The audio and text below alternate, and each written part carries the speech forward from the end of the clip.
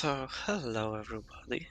Here in this video, as many people did request over my free videos of soloing incursion, if I could share the builds that I used for it. Here I will basically do it in this video, so without any further unnecessary talking, let's get into it. For the first part of the entrance, I used basically this build. Um, the Catharsis Mask with protection from elites for that additional healing and weapon damage I get.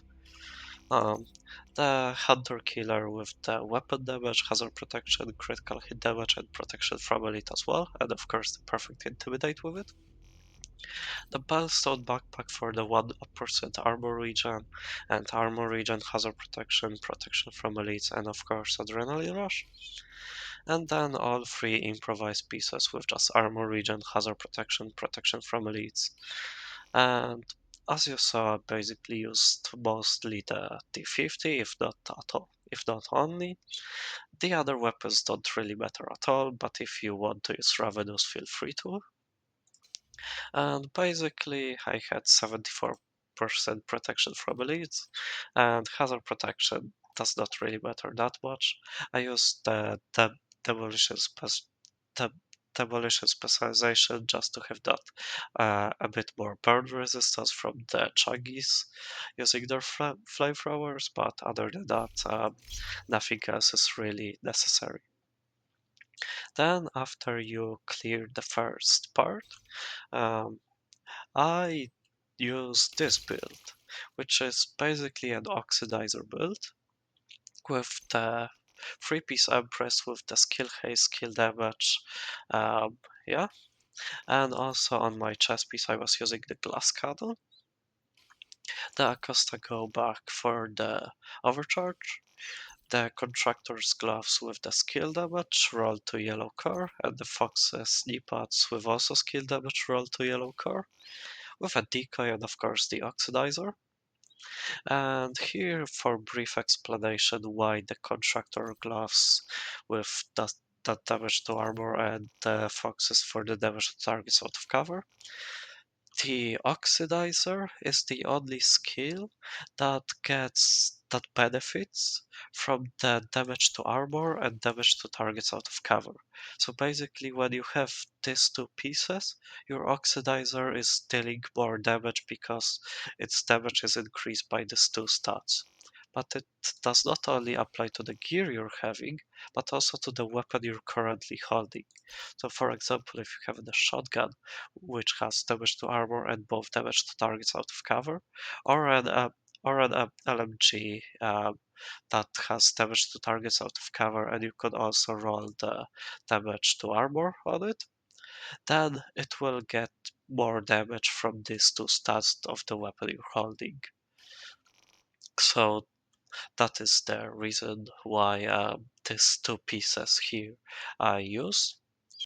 And yeah, I would say if you feel confident and you can maneuver around the decoy, you can just start with this build from the get-go, oxidize the turrets immediately, and then run back to swap your build as I did. And if you work around with it, practice it a bit, you will be able to do it consistently. Then after I killed the turrets in the entrance, I basically hot swapped to some headhunting build. But here, this build doesn't really matter what you use. I just really prefer and like headhunting, so I just used basically this build with everything rolled to headshot or weapon handling, just to make my weapon handling to make myself very stable and still hit like truck. And yeah, that is basically how I clear the entrance. Of course, this one build, as I said, you can use whatever you want. This is just my preference. And now going over to the tanker. This is the build that I used on the tanker with the decoy here, of course. And that was a coyote mask with the crit chance mod on it. The Grupo chess piece with a crit chance, crit damage, and crit damage mod with an unbreakable. The striker with crit damage, striker with crit damage, basically every striker piece with a crit damage rolled on it, and just the backpack has this crit chance mod on it as well. And I used the Saint Elmo's, the 612. It wasn't the mob, it was just the 612. But if you have but if you have the mob, you can use it as well. And the pistol doesn't really matter. Also use the gunner specialization for the 10% armor on kill for my own safety. And uh, revive hive that I later thought was pointless. And now here's something I will already say. After theorizing a bit more and trying out, I would modify this build a bit. Here I would get rid of this revive hive for a turret, and you can throw that turret on one of the balconies so the snipers that shoot the tanker will get shot by it and they will ignore the tanker for a bit. And also I would go for the striker chest and the fox's knee pots. And it gives me a lot less protection because I don't have that unbreakable, but it still gives me a lot of damage, and after you play around with it more, you start feeling it more, and you know you can manage without that unbreakable and additional protection. I would still keep the gunner for that armor on kill, but if you would want to swap out your specialization like to the technician for example or whatever, then I would get, for example, the Emperor's Guard to have that 1% armor regen, just to have that some armor regen going all the time. And yeah, that is basically what I would use right now for the tanker, but you all also saw what I used before. Now the build that many people want to see the most, it will be the build that I used to take down Wright.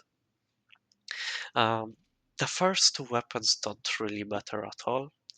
The most important things is the busy little bee and the Regulus pistol, and basically swapping between them as you saw in my video. I used the survivalist specialization for the 10% protection from elites that it offers. I used the punch rank with the crit chance for potential more damage and the protection from elite spots. Here the Hunter Killer with armor, crit damage and Hasbro. If you would have the one with headshot damage here, it would be better, but I just didn't had it at the time, I still don't, so I just used what I had. And of course the protection from elite mods to it. The Dodge City holster, which we all know. The uh, Pearlstone Armory backpack with armor regen, hazard protection, and again protection from elites with the Adrenaline Rush. Here the improvised gloves with armor regen, hazard protection, and protection from elites, and the same for the knee pads, armor regen, hazard protection, protection from elites. With the usage of the Achilles pulse and any chem launcher. My stats were basically looking at this: 73% protection from elites and 50% Hasbro on everything, with the 20, almost 30,000 armor regen per second. Now, here giving my disclaimer because there is a bit controversy about that, about the BZB and swapping it to the Regulus. Swapping BZB itself to Regulus does not feel like a bug to me. It's just swapping weapon. But the problem with it I have is that when you wipe having some BZB stacks, then you respawn still holding that BZB stacks. That doesn't feel right. And also the second part of it, I have my BZB in hand, but then I swap to a skill or a grenade and I hold it in that skill or grenade in my hand. It starts charging my Dodge City holster, even though I still have BZB as an active weapon. That also doesn't feel right to me. For me, both of these issues should be fixed. but it is up to the developers what they will do with it. Um, I personally don't like these two bugs that much, but for the sake or to help me achieve that world's first solo, I just simply use this.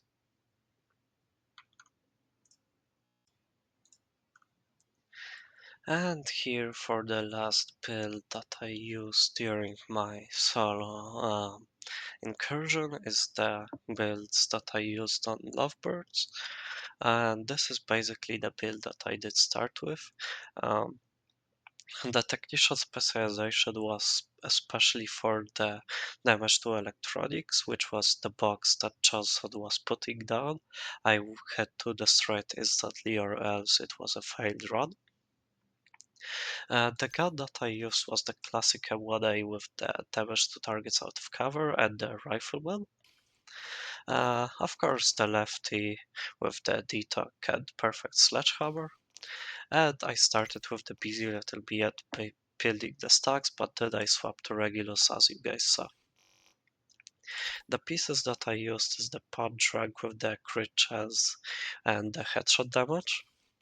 The the sacrifice with the crit chance, headshot damage bot as well. Of course, the Dodge City holster. The Habsburg backpack with the headshot damage. Here that other attribute I wish would be better, but that's the best I have. And with the headshot damage mod and the vigilance.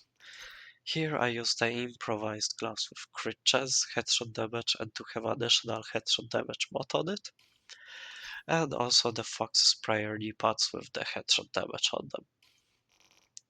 And then when I started swapping, I used the improvised holster with the Hasbro and Armor region.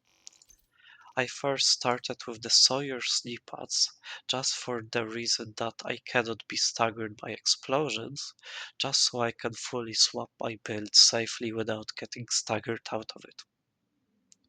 Um, of course, that bonus damage did come in handy, but later, as you guys saw, I swapped away from it, but I started with the Sawyer's knee-pads. Then I swapped to the Hunter Killer with the crit damage, hazard protection from elites. Um, I swapped to the Yal gloves for a bit more hazard protection and of course armor regen, because the Yal gloves give me that 10% hazard protection. I swapped back to the Bellstone backpack, which I used already a few times in this run. And I swapped to the Chill Out mask, which at first had 2 protection from elite spots. Let me fix that right now for you guys. And that will be that, that one. And yeah, and also I swapped to add the other pistol and the Ravenous because of the talent. Here, how this talent basically works, what it gave me. Um, Here, hitting the enemy from your left or right shoulder stacks the primers, where the right shoulder are the offensive primers, which will make explosion that deals 100% weapon damage, and the defensive primers from the left shoulder, which give 4% bonus armor per stack, and also 10% amplified damage to armor plates, which here what didn't help me at all. But still, that bonus armor that was able to constantly stack did save me basically and allow me to go through this. Then later, as you guys noticed, I swapped my knee-pads to the improvised knee-pads as well, and I swapped to the Catharsis mask because I couldn't really sit in the spot anymore because of the rushers and everything. So I thought that healing that Catharsis mask will offer me, and still the weapon damage that it gives will save me and help me better, which in the end it did. And then I also swapped to a decoy because these rushers and dots were annoying. And yeah, this is basically all builds I used to solo the incursion. uh, at least before the 19.1 patch. Yeah, I hope all of you enjoyed it, and if you guys decide to try it out and get the builds and try it out yourself, feel free to do it. Yeah, let me know down in the comments if you did attempt to do it, or if you will even want to. And yeah, thank you guys, and see ya in the next video that I don't know when will happen. Bye bye, and have a good day.